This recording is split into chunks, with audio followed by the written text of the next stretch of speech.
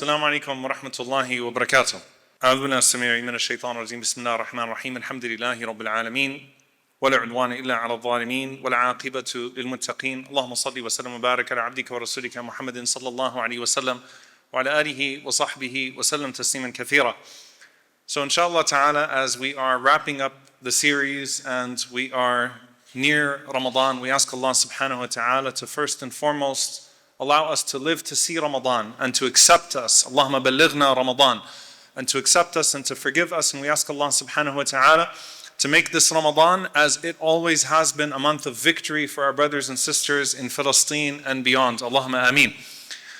Secondly, subhanallah, as we enter into this part of the series, the 9th and the 10th lectures, bi'idhnillah, at which we reach the conclusion, it's important for every single person to start to make connections between the past and the present and the promise and the future. And that was the entire intention of this series, not to historically entertain you or to give you, some context to the architecture that is left there in Jerusalem as it's under occupation, or to marvel at the likes of Salahuddin, but instead to see in your own families, your own role in the liberation of Al-Aqsa. And subhanAllah, as the series has been going along, things have become relevant to the world that otherwise were not relevant, were not known. And we ask Allah subhanahu wa ta'ala to make that a sign of acceptance and a sign of victory to come. Allahumma ameen. I also don't want you to get caught up with the names and with the various details and the years that things happen.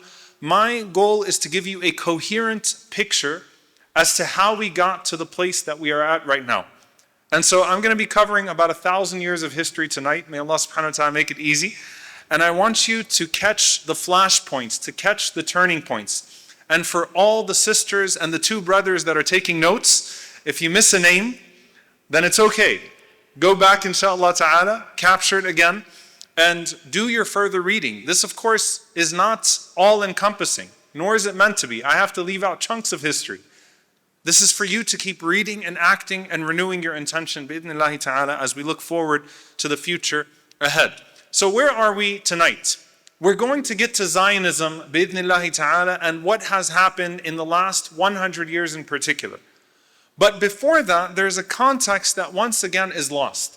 When we talk about Salahuddin al-Ayyubi rahimahullah ta'ala, one of the things that I mentioned at the very start of that lecture was that it's interesting that we don't talk about how we lost Jerusalem before Salahuddin in the first place. What happened between Umar ibn al-Khattab radiyallahu ta'ala anhu and Salahuddin al-Ayyubi rahimahullah for Jerusalem to be lost in the first place? And there are several factors at play.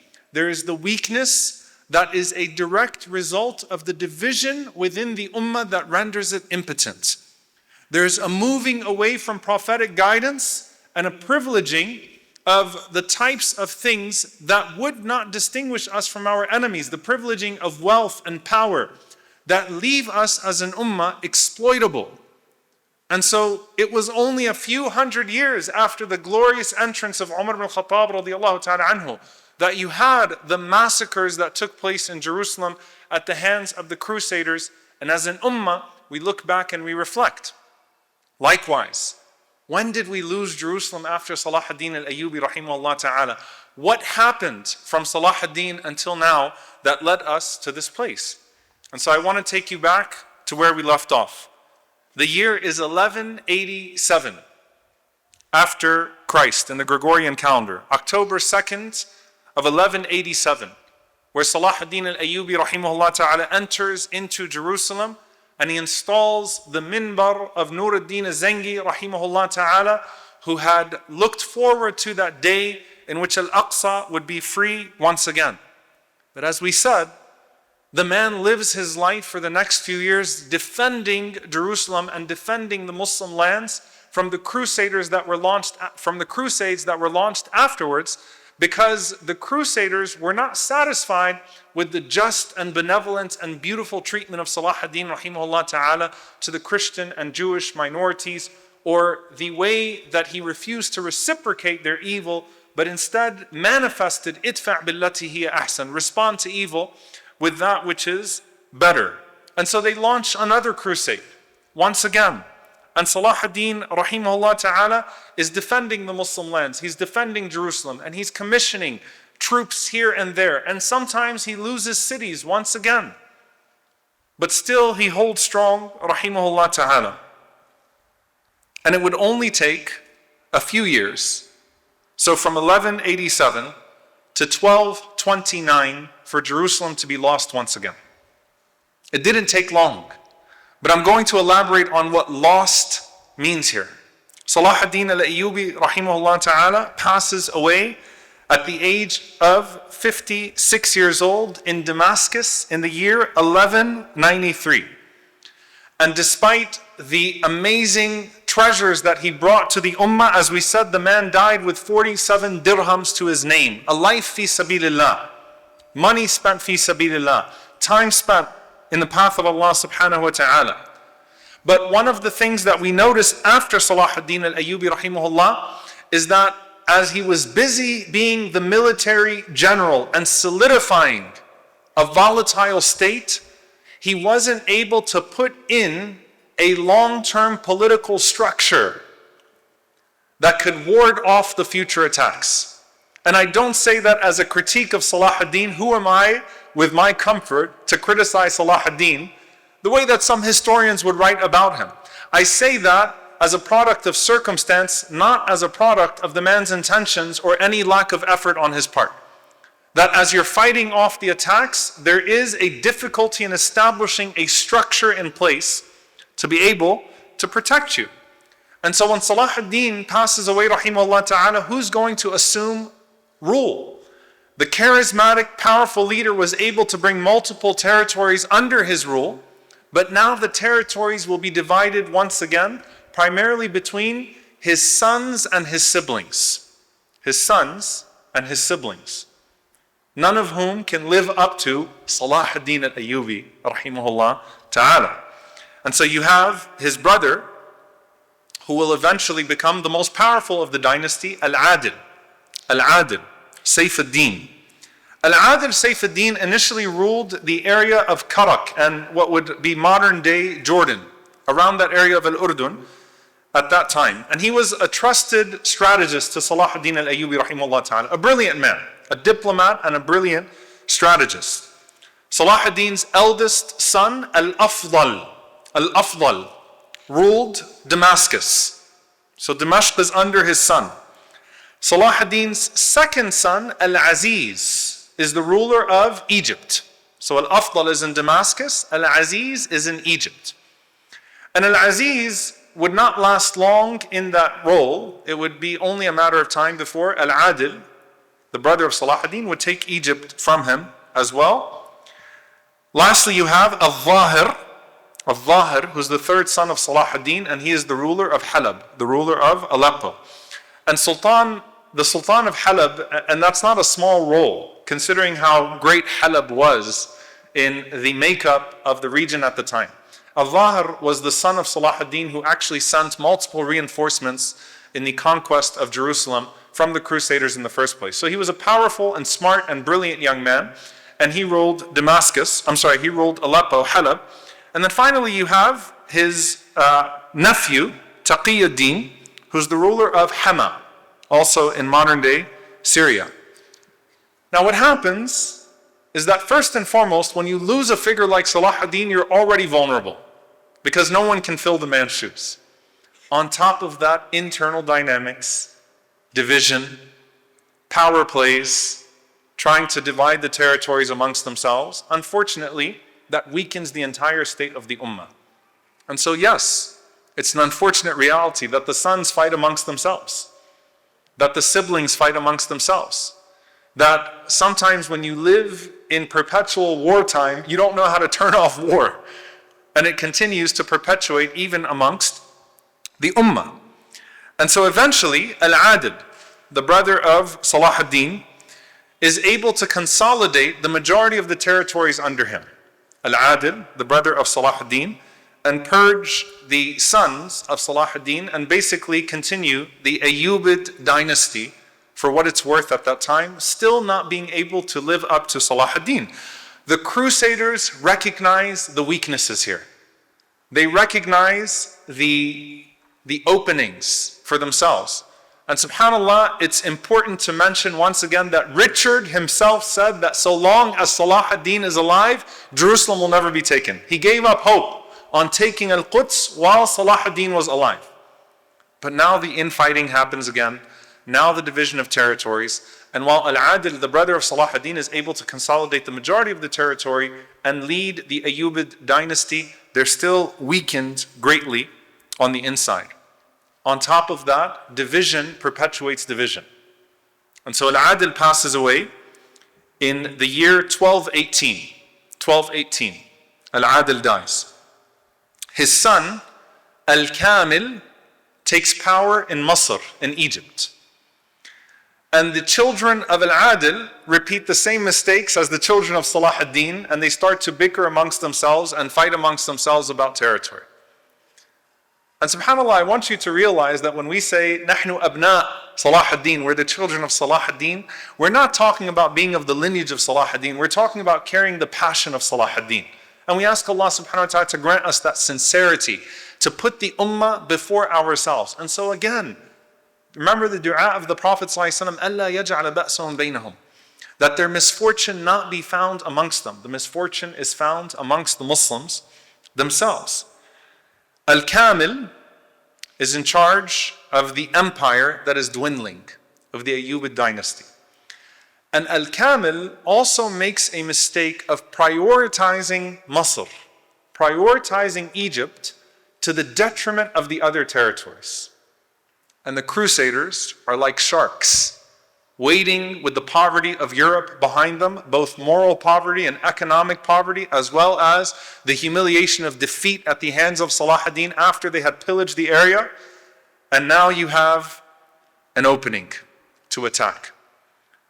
And so this is where you read about the 6th crusade. And so you'll notice the 1st crusade, the 2nd crusade, the 3rd crusade, the 4th crusade. The crusade is getting less and less religious, even using the veneer of religiosity being about Jerusalem. It's about pillaging the Muslim world, exerting domination over the Muslim world, and stealing the resources and opening the trade routes. The 6th crusade happens.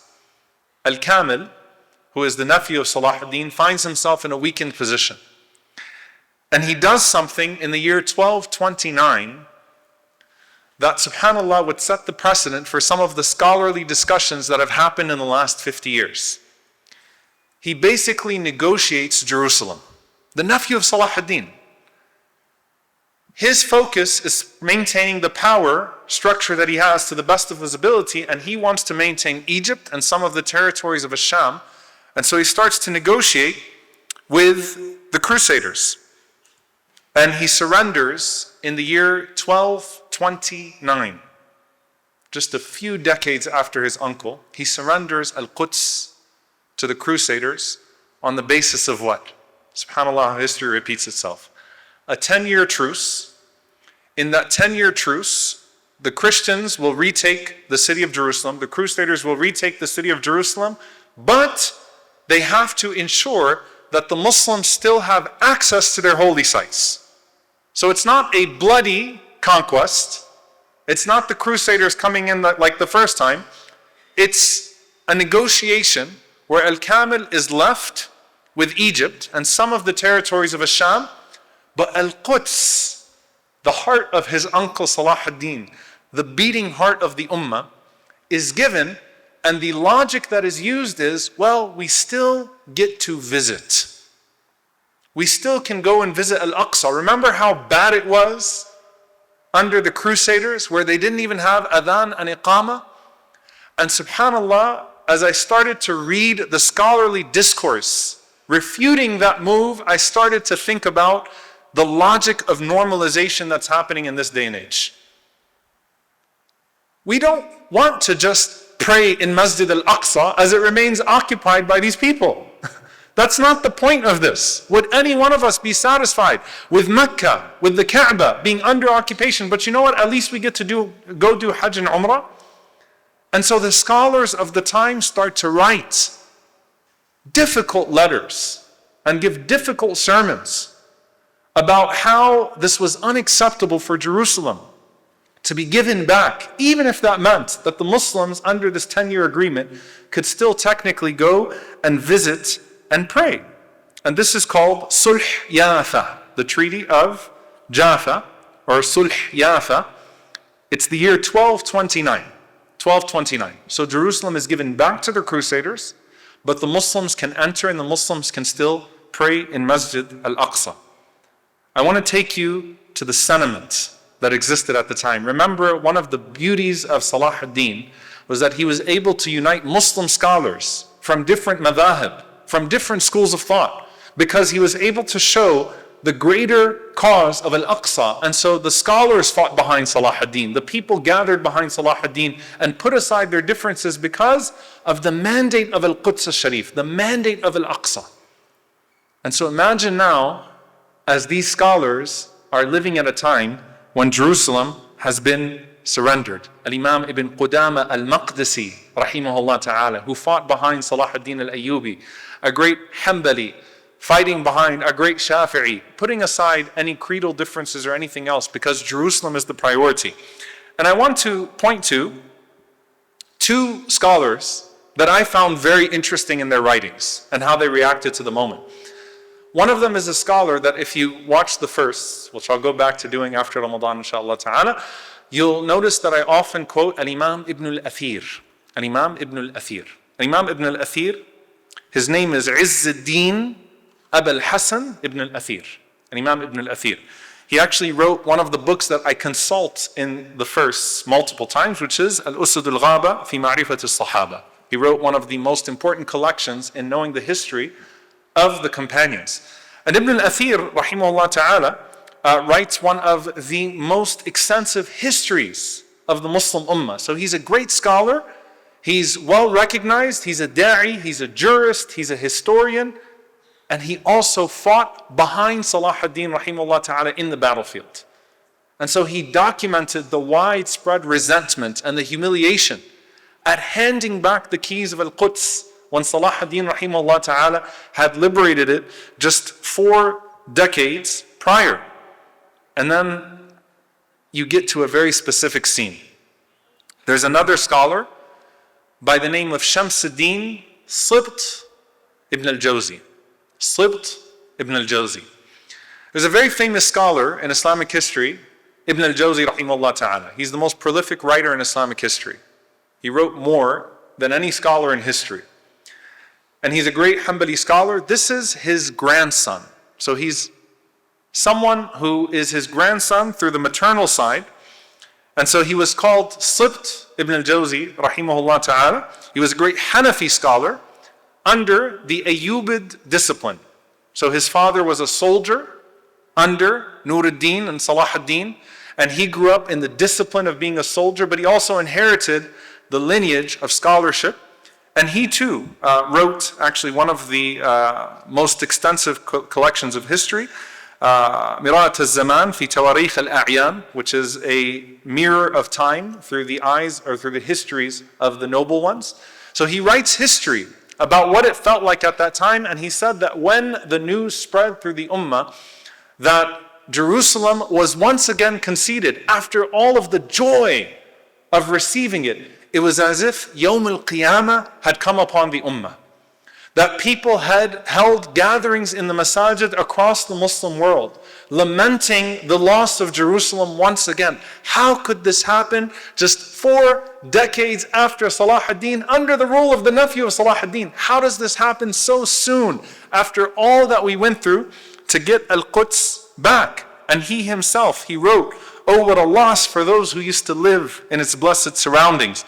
How many sajdas were performed in those places? How many tears were shed upon its sacred ground? By Allah, even if their tears, or even if their eyes turned into rivers, it would not be enough. Even if their hearts broke from grief, it would not be enough. What a loss, what a loss." So he lamented himself. And he also was, subhanAllah, history replaying, he also was a khatib at Al-Masjid Al-Umawi. Keep coming back to the Umayyad Masjid in Syria, which subhanAllah just came into the memory of the Muslims again. May Allah subhanahu wa ta'ala preserve the victory of the people of Syria, and may Allah azza wa jalla allow it to spread. Allahumma ameen. So he would stand on the minbar of Masjid Al-Umawi and condemned the treaty of Jaffa and the handing over of the keys of Jerusalem once again. And again, if you're thinking about some of the scholarly writings in the last several decades about how do we deal with Jerusalem under occupation, I want you to understand that yes, Muslims who can visit and they pray in there, but let's not be satisfied. If they gave every Muslim in the world first-class tickets to pray in Masjid Al-Aqsa and they didn't harass us at the checkpoints coming into Masjid Al-Aqsa, we still should never be satisfied until it is liberated from occupation, period. And so some of the scholarly writings of this century are drawing from some of the condemnation of that time of such an action. And subhanAllah, we find from Sibt ibn al-Jawzi, rahimahullah ta'ala, there's a famous story that is recorded in the books of a woman named Maysoon. And Maysoon is a woman who lost 4 of her brothers, ash-shuhada, against the Crusaders. And she does something very famous. She starts the trend where she cuts her hair and she offers her hair to be used for the reins of the horses to continue to fight against the Crusaders. Out of disgust for the complacency that is once again overtaking the ummah, that these people are too powerful for us and that there is no point in pushing back against the Crusaders. And she says something very touching. She says, إِنَّنَا لَمْ نُخْلَقْ رِجَالًا نَحْمِلُ السُّيُوفَ وَنَقُودُ الْجُيُوشِ. We were not created as men, where we hold our swords, or we move the armies. وَلَكِنَّنَا إِذَا جَبُنَ الرِّجَالُ نَمْ نَعْجِزْ عَنِ الْعَمَلِ. But when the men become cowards, we will not back off of our deeds. And she says, هَذَا شَعْرِي أَثْمَنُ مَا أَمْلِكْ. This is my hair, the most precious of that which I possess. أجعله قيدا لفرس تقاتل في سبيل الله لعلي أحرك هؤلاء الأموات. I put it forth to be used for the horses في سبيل الله, so that perhaps we can once again wake up the dead. She's talking about the Muslims themselves. And subhanAllah, it's narrated that Sibt ibn al-Jawzi actually stands on the minbar in Masjid Bani Umayyah and he holds the package and he shames the men and says, where are you? وَيْحَكُمْ يَا مُسْلِمِينَ. Woe to you, O Muslims. Where is your izzah? Where is your deen? Can you imagine the sight almost 1,000 years ago of a man standing in the Ummah Masjid and saying, what is wrong with you? How can you be complacent once again? You're the Ummah of Salahuddin al-Ayyubi rahimahullah ta'ala. And then he puts forth and he says, if you're too cowardly, then at least make room for the women to go forward. What is it with you that you have accepted this humiliating place for yourselves? And he says at the end of his khutbah, قال, and I want you to imagine the scene, قال تصدعي يا قبة النصر وميدي يا عمد المساجد أو يا عمد المسجد وانقضي يا رجوم لقد أضاع الرجال رجولتهم. He says, shake, O dome, shake, O dome. Shake, or crack, O dome of the masjid. Shake, O pillars of the masjid. Collapse, O stones of the masjid. Because the men have lost their manhood. Pushing the people. Do not accept the state of humiliation for yourself. And so there was a great scholarly rejection of this idea of accepting humiliation after the sacrifices of what people have made to protect the Masjid Al-Aqsa and its honor from the Crusaders before. The truce expires. I didn't mean shake the microphone, by the way. The truce expires in the year 1239, so it was a 10-year truce. And subhanAllah, the Ayyubid dynasty is crumbling from within. So it's becoming weaker and weaker and weaker from within. And here you enter the rise of another dynasty, which in my opinion, in the story of Jerusalem, is the most underrated dynasty in the history of Al-Quds. And that is the Mamluk dynasty. The most underrated group. You know, you think of Al-Quds, you think Umar al-Khattab, Salahuddin al-Ayyubi, Ad-Dawla al-Uthmaniyya, and you kind of omit these people. But what the Mamluks would do, the Mamluk dynasty would do, to protect Al-Masjid Al-Aqsa and for Jerusalem, is actually, subhanAllah, unrivaled. It's incredible what they were able to do. So who are the Mamluks that would then secure Jerusalem once again, and that would protect it for over 200 years. Who are these people? The Mamluks were a former slave class, hence the name Mamluk, which is owned, a former slave class, and they were the elite soldiers of the army.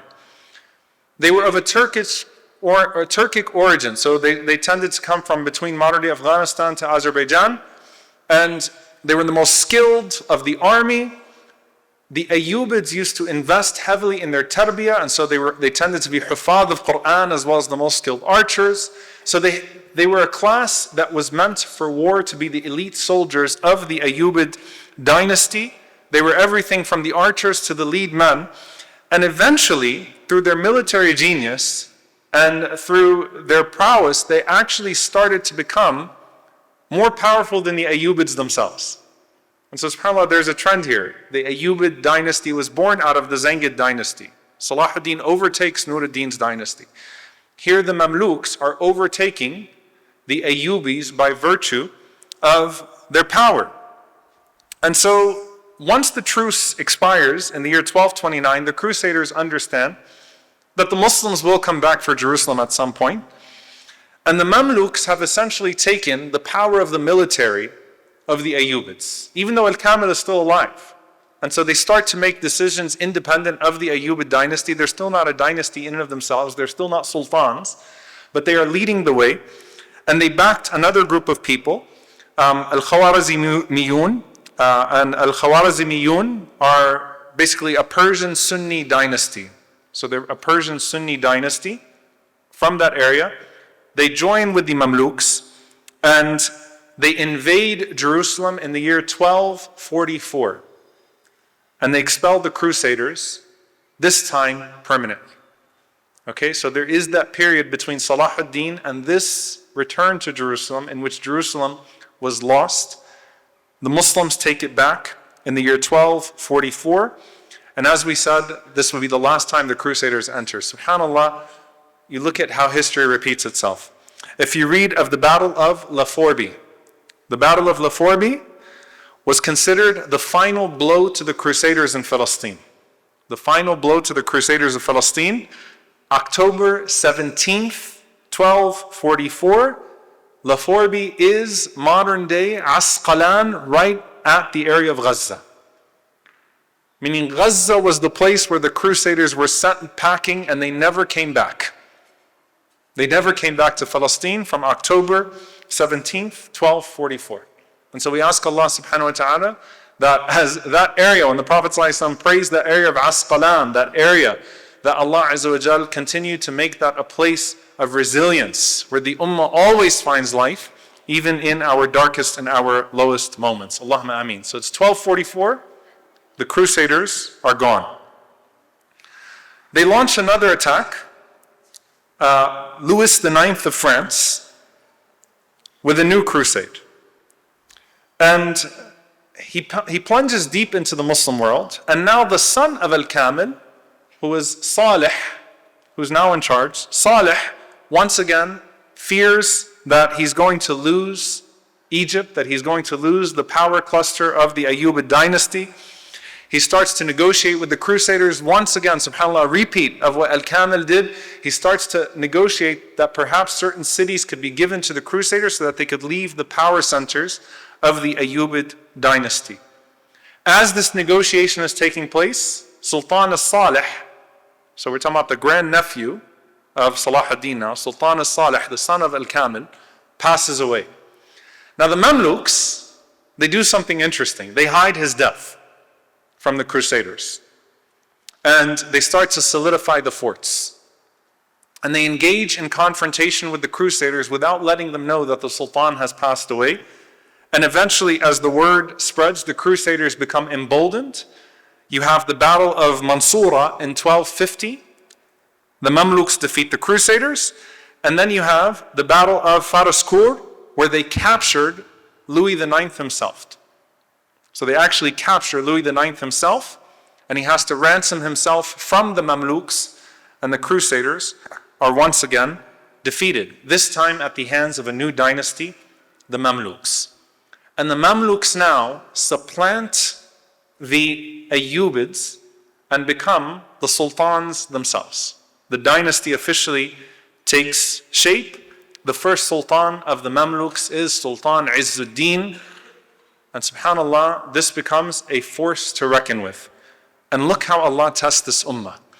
You've just been through fighting off these barbaric forces from Europe. That's why I tell people, subhanAllah, you think it's the Day of Judgment, and every generation of Muslims thought the Day of Judgment was going to happen in their time. Don't be so sure. Because you just pushed off the Crusaders who literally ate people and became cannibals. And then what were you tested with? Just 5 years later? The Mongols, the Tatar, who were so brutal that the Muslims thought they might be who? Ya'juj and Ma'juj. Because these people ravaged the Muslim world. And so they start to attack from another front.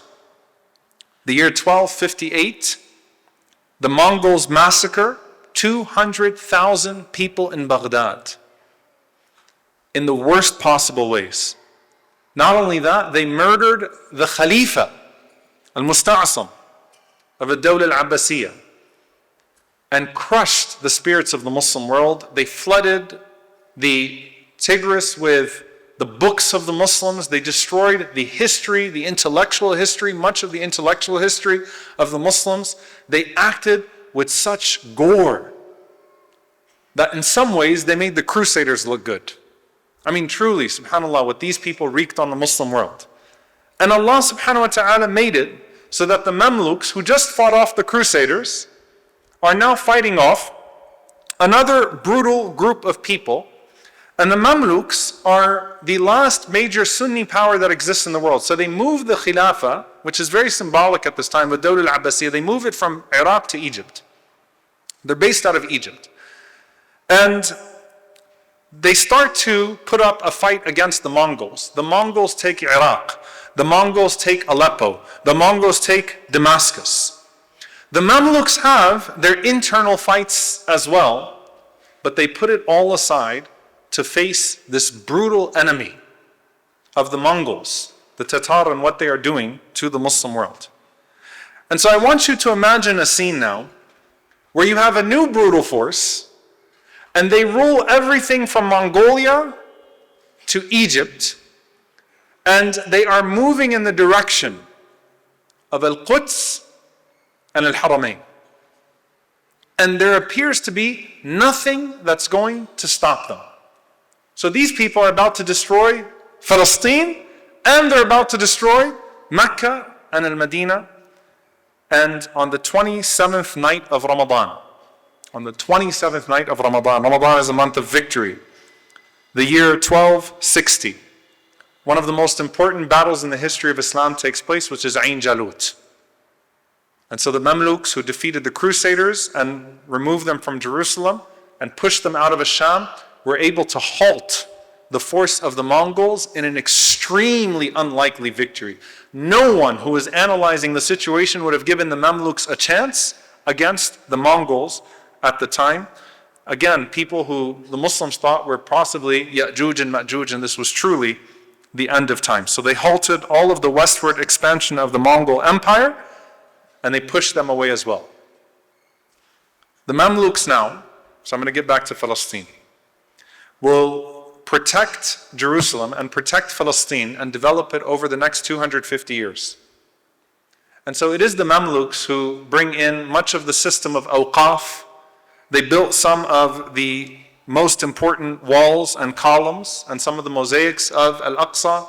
They protected it from any further Crusader attacks. They took the lessons from what the Crusaders had done through their multiple attempts on Jerusalem to make sure that it couldn't happen again. They built madaris, they built hospitals, they built all sorts of markets, and Al-Quds became truly a thriving city once again. A center of Islamic scholarship once again, where scholars were rebuilding after the havoc of both the Crusaders and the Mongols. And subhanAllah, as I think about, when you look at a place like Gaza, and you say, how will they ever rebuild? How will they ever rebuild? And I just think, if you could visualize the Muslim world after the havoc of the Crusaders and then the havoc of the Mongols 5 years later. And what remained of our masajid? What remained of our libraries? But guess what? It was rebuilt. And subhanAllah became a center, once again, by which the Muslims would thrive. And so the Mamluks have an important role, and you can of course read about Sayfuddin Qutuz and Sultan Sayfuddin Qutuz and Baybars, and what they were able to do in order to preserve the legacy of Islam in that area. So the Mamluks hold it for 250 years. Then comes the Ottoman control, the Dawla al-Uthmaniyya of Jerusalem once again. So there is no intermission of a crusade or any other type of hostile takeover of Jerusalem between these two empires, between the Mamluks and the Dawla al-Uthmaniyya. As far as Al-Quds is concerned, Sultan Salim al-Awwal from the Ottoman Empire enters in the year 1516. 1516. We're moving closer. I'll keep you here until about 2026 so we can finish the history, inshallah ta'ala. But in all reality, you have a new glorious empire that will take Jerusalem, that will take Palestine, and subhanAllah, the amount of development that the Ottoman Empire would build and the systemizing of Islamic laws and legal norms and structures over the next 400 years is absolutely unparalleled. And this is where you have the legacy of Sultan Suleiman Al-Qanuni, Suleiman the Magnificent. And I was thinking about this.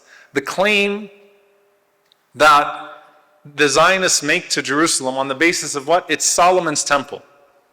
You could arguably say that no man built more after Suleiman alayhi salam, right? Than Suleiman the Magnificent, Suleiman al-Qanuni, in terms of the development of the city. Most of the manabir, most of the pillars, most of the columns, most of what exists of the structures were either put there or renovated by Suleiman the Magnificent, rahimahullah ta'ala. Truly an incredible leader who built on what the Mamluks had put into place. And after funding the largest restoration of Al-Aqsa since the Umayyads, was able to establish laws and the protection of religious minorities in a way that Western writers would admire for generation after generation after generation. Under Ad-Dawla al-Uthmaniyya, not only did Al-Quds thrive for the Muslims, a Palestinian indigenous population is able to grow. And Muslims, Christians, Jews are able to worship in their places without being persecuted for 400 years. And they say that your enemy relies on your ignorance of your history. So when they say, how would Muslims do this? As if we're a barbaric people that are incapable.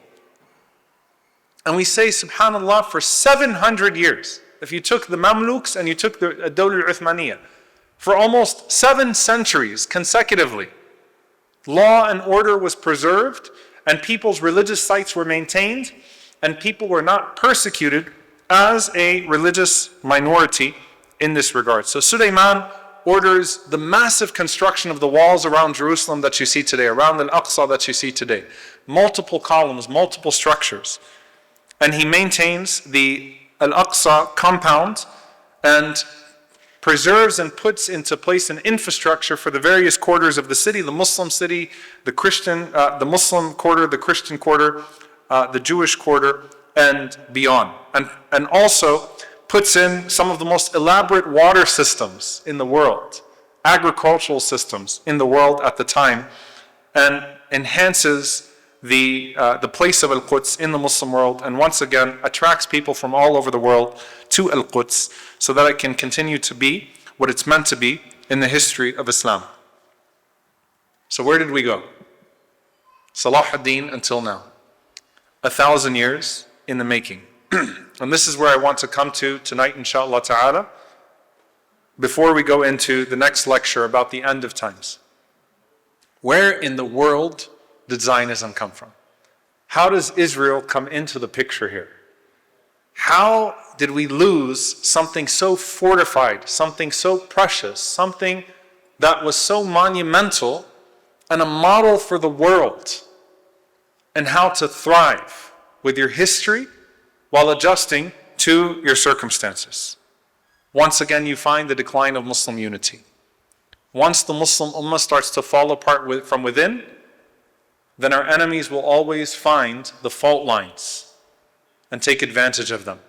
You know, subhanAllah, I was thinking about a very early conversation. When you look at the wars between Ali radiallahu ta'ala and Muawiyah radiallahu anhu, and the Roman emperor reaches out to Muawiyah and says, hey, listen, I can deliver Ali's head to you. We can jump in on this battle and we can fight Ali radiallahu ta'ala anhu together. And Muawiyah says, you stay out of this. I'll deliver your head to Ali radiallahu anhu. This isn't your business. That yes, there are internal schisms, and sometimes those schisms can grow and can become deeply self-defeating for us as Muslims, but don't ever leave room for your enemy to exploit your weakness and to come in and to take you when you are in the state.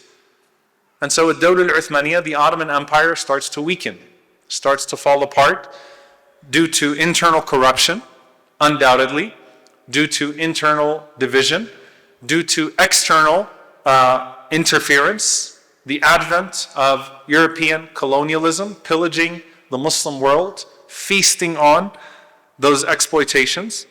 Western colonial powers like Britain and France slowly starting to stick their noses and stick their feet into Jerusalem and what it may be in the time that is coming.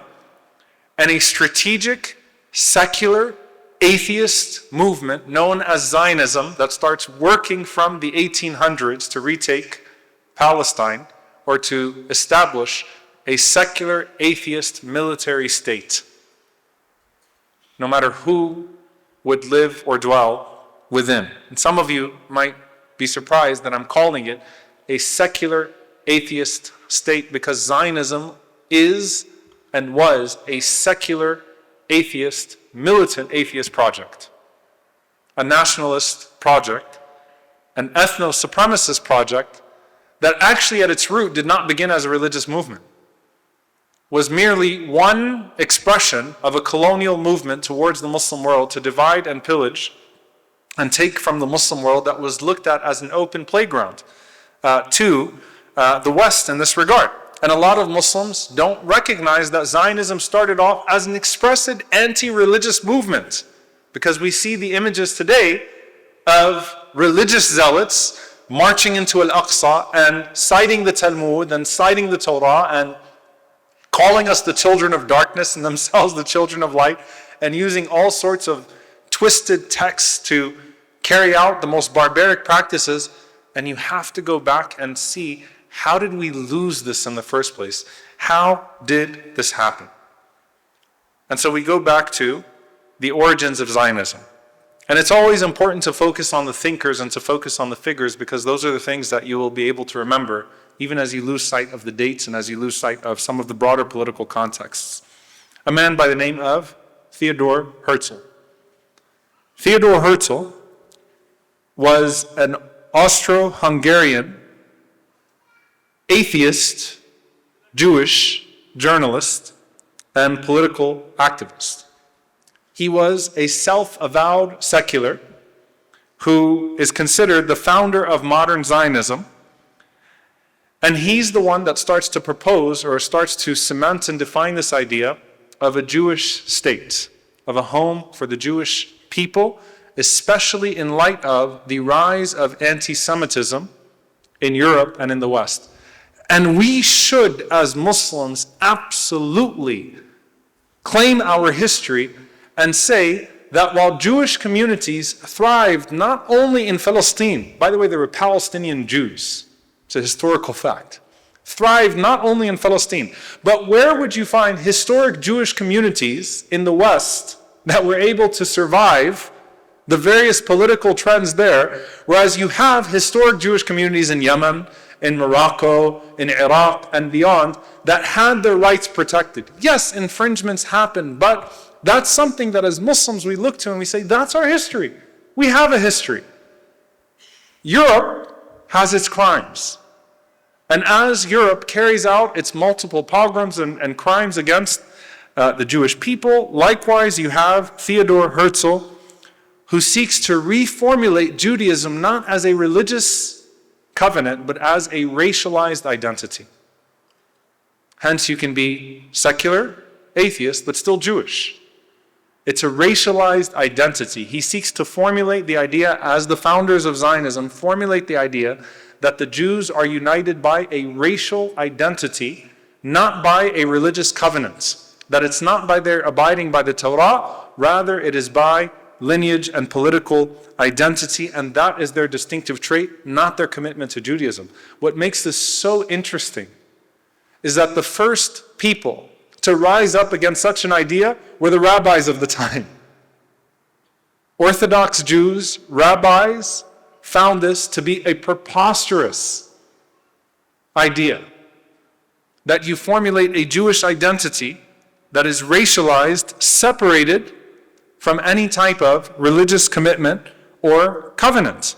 And by the way, when I say it was expressive, Herzl said that he would be content with any political state where the Jews in the racialized sense could have self-determination. And so these ideas of a Zionist state were put forward. It could have been in Uganda, it could have been in Argentina, it could have been in Kenya, even Sinai, where they're trying to push us out to now. That was proposed as a location, and yes, of course, locations in the United States and other places were proposed as places where the Zionist project could take its hold. And amongst the places that were proposed were Palestine, were Palestine.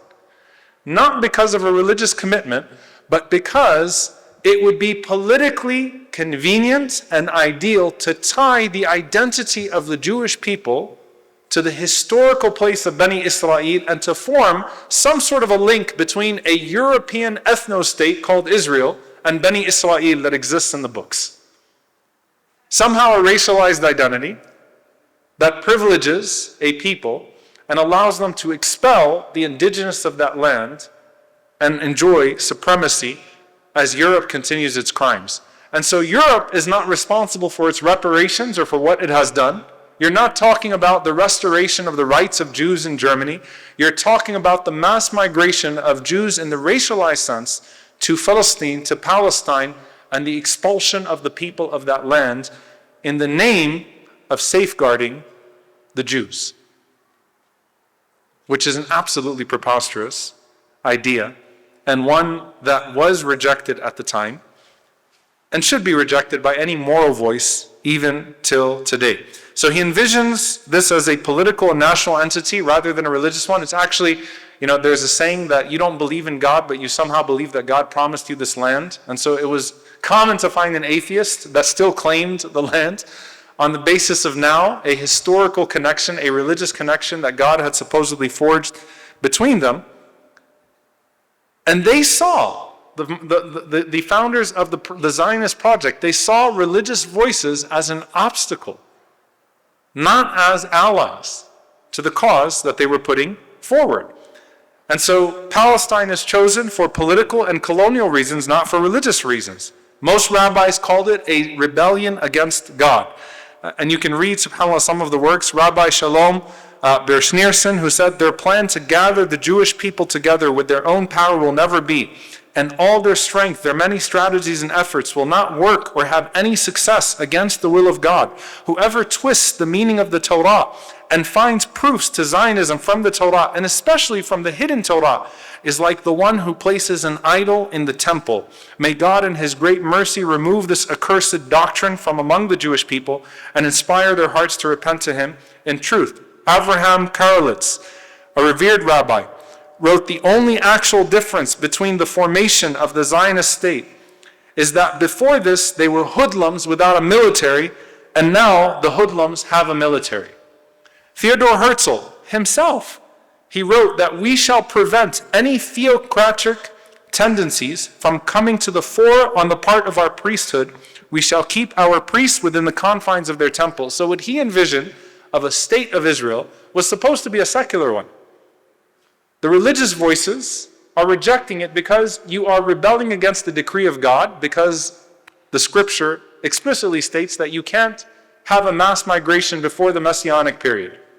All of that is thrown out the window, and suddenly we have a situation where militant, secular atheists are joining with hands with European colonialists and slowly expelling the people from the lands of Al-Aqsa and from the lands of Palestine. By the way, David Ben-Gurion, who of course the airport is named after, the first prime minister of Israel, he himself used to take pride in being a pure secular. He was known to eat pork, to not abide by Yom Kippur, to never set foot in synagogues. His biographers would say he openly questioned the belief in God as a whole. Somehow, on the basis of religious supremacy, these are the people that are brought from Europe, and Muslims and Christians and indigenous people are expelled from their lands. And so how do we look at this from the European colonial power and what happened here? And I don't want to get too far into detail because we'll extend it into the last lecture.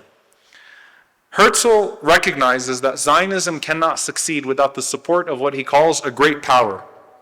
And so he basically says that you have to pitch Zionism to a great power that can get behind it, so that it can form part of a defensive wall for Europe and Asia, in Asia, an outpost of civilization against barbarism, against the barbarity of the Arab and Muslim world.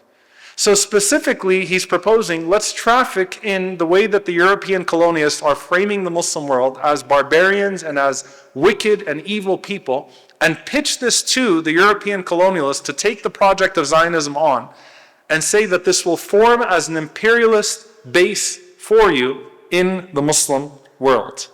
And it starts to sound very familiar. At the start of World War I, the Zionists attempted to persuade the British government of the benefits of sponsoring the Jewish colony in Palestine, a Zionist state in Palestine. And so who did they lobby first? The Rothschild family. And so through lobbying efforts, so familiar, subhanAllah, through lobbying efforts, they're able to get the Rothschild family to buy into the establishment of the state in historic Palestine.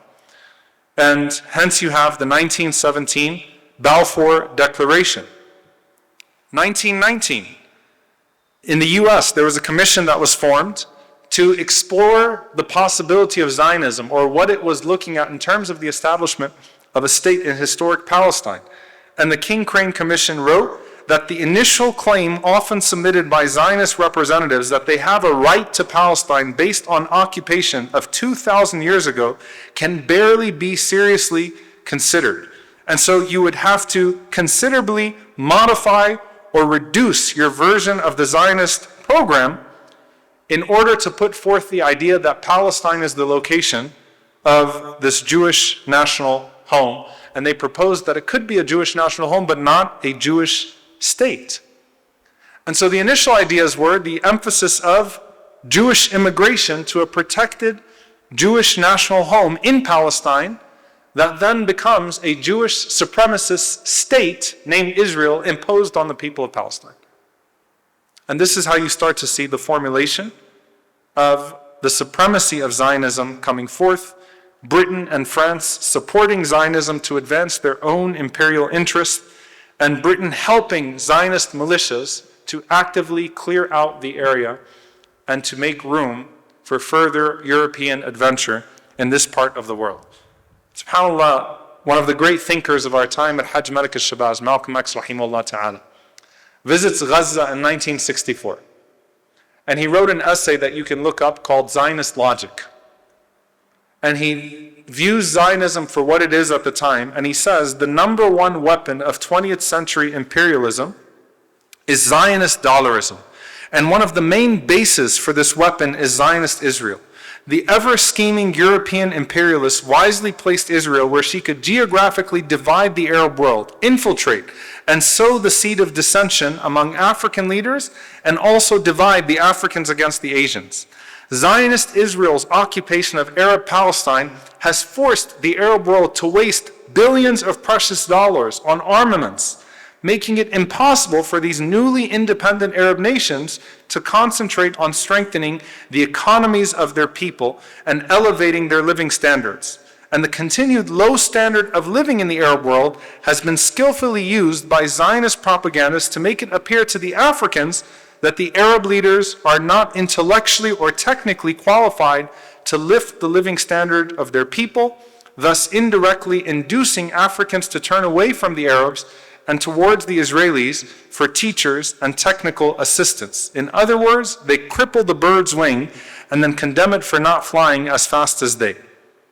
And he says that to American blacks and Muslims, that both suffer due to Zionist colonialism and American dollarism, and that fighting these two evils would serve both purposes. And so as you see the Polish terrorist, whose fake name is Benjamin Netanyahu, a Polish terrorist standing next to a morally bankrupt realtor, talking about the removal of a people and the purchase of a land and the expulsion, because this would open up doors. Know that this is recycled rhetoric, and it is exactly what Malcolm calls imperialism and dollarism meeting together. A marriage of evils, where the people are looked at as less than and removed from their historic places. And Malcolm, subhanAllah, saw that the placement of Palestine between the Arab world and Africa made it specifically a strategic place for imperialists, to have an imperial outpost in this part of the world, to serve its colonial interests. And the word transfer was used in Zionist literature of the non-Jewish population, which means ethnic cleansing is at the heart of Zionism, and there was never any such thing as Zionism without ethnic cleansing. So if anyone tries to redeem a strain of Zionism and tell you that it's not inherently ethno-supremacist, show me one Zionist leader or pioneer that didn't advocate for the ethnic cleansing of the Palestinian people. It doesn't exist. Every strain of it required the removal of the people for the placement of another people, which is illegal by any moral standard. To end here, when does Zionism turn religious? So it's only after 1967 that Zionism starts to take on a more religious framework. That religious language starts to find itself within Zionism, and that you start to find more biblical references being used. And this, of course, allows for religious extremists, Jewish religious extremists, right, functioning within their version of Zionism, to find a marriage partner in Christian religious Zionists in the United States, both of whom want to forge a messianic era, but for different purposes. Right? Religious Christian, I can't make this up. I was once on a panel with a rabbi and a pastor, and the pastor was an evangelical, and he was talking about, we see the development of Israel as the heart of Christianity and what we do. And the rabbi said, and I'm not making this up, he said, yeah, so you could kill us. It's a marriage of convenience that throws every moral standard out of the window and allows for the continued expulsion of a people. And it was again in the 1960s that religion starts to become infused more into the Zionist project, and Zionism, which was a secular atheistic movement, becomes more religious in its outpost. And that's where you start to see now these crazy right-wingers that are forcing themselves through the barricades of Masjid Al-Aqsa and putting forth this idea of the reconstruction of the third temple as the heart of their mission. And this is where we are today. Conspiracies, efforts, impacts. I've been asked in the last year about the red heifer conspiracy. The idea of a red cow sounds silly, but these extremists actually believe that al-baqara al-hamra, that a red heifer has to be born in order for there to be a ceremonial cleansing that would allow for the reconstruction of the third temple. And guess what they've been doing? Just like they genetically modified the illegal state of Israel, they're trying to genetically modify a red cow. Where from? Texas. And so there is an institute in Texas where you've had 5 red heifers that were sent to Israel in 2023, right? Because they're trying to breed the perfect red cow. These crazy religious zealots are trying to breed the perfect red cow.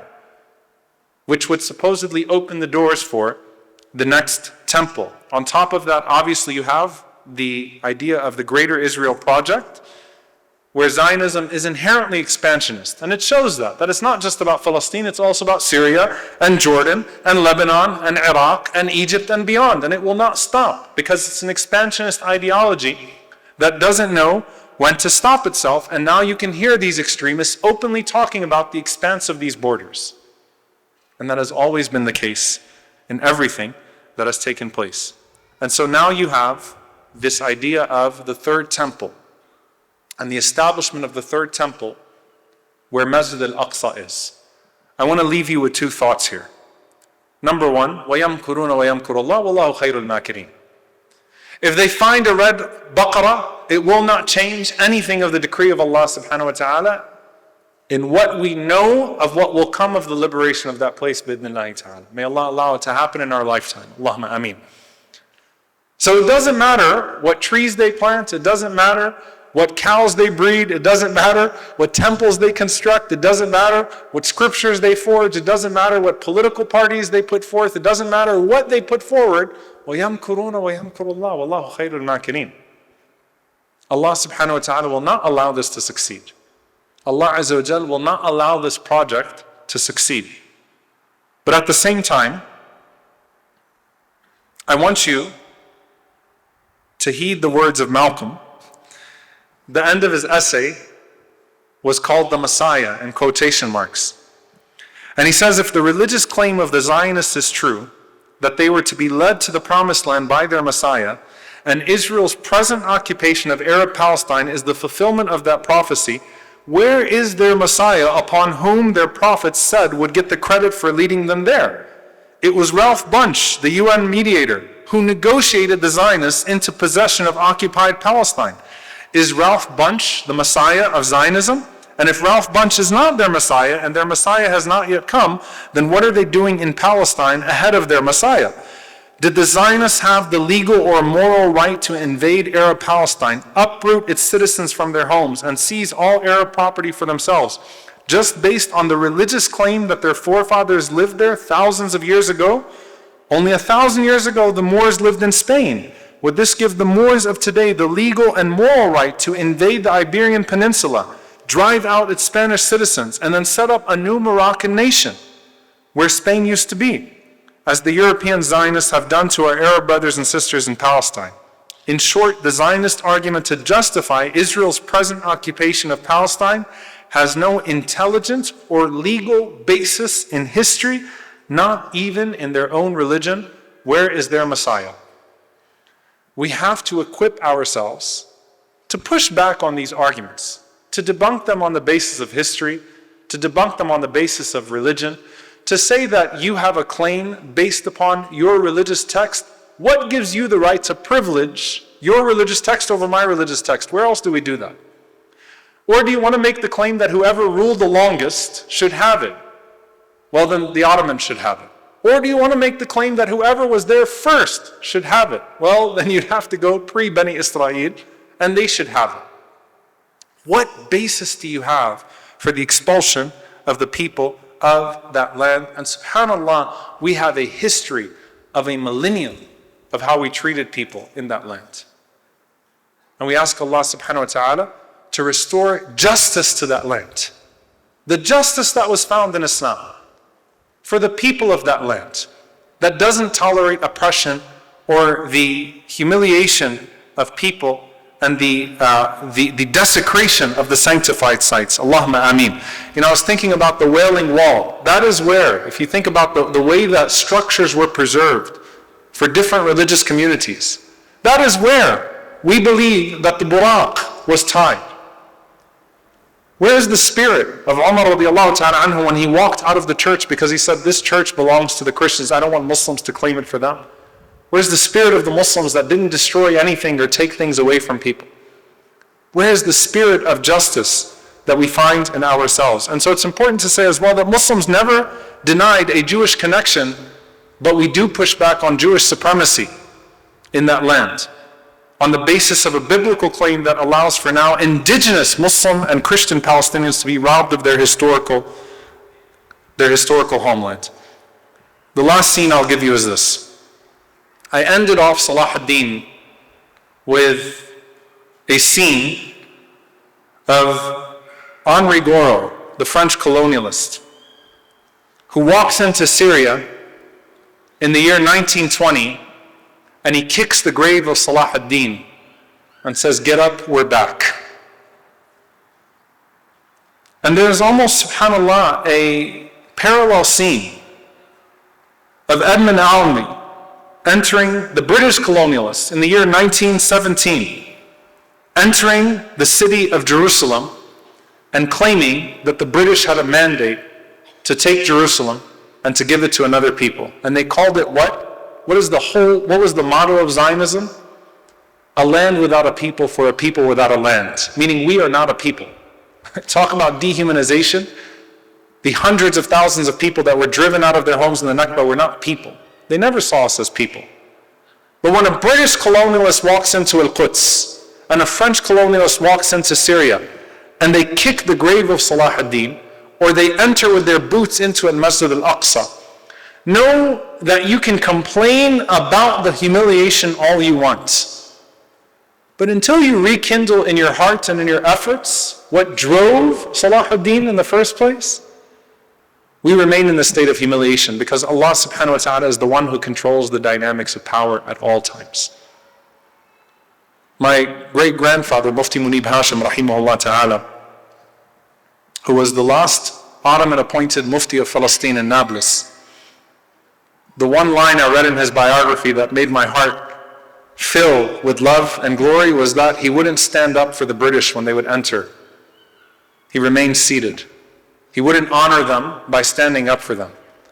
That somehow, as time goes on, we start to adopt norms of humiliation for ourselves, and we start to adopt these things as mainstream and acceptable.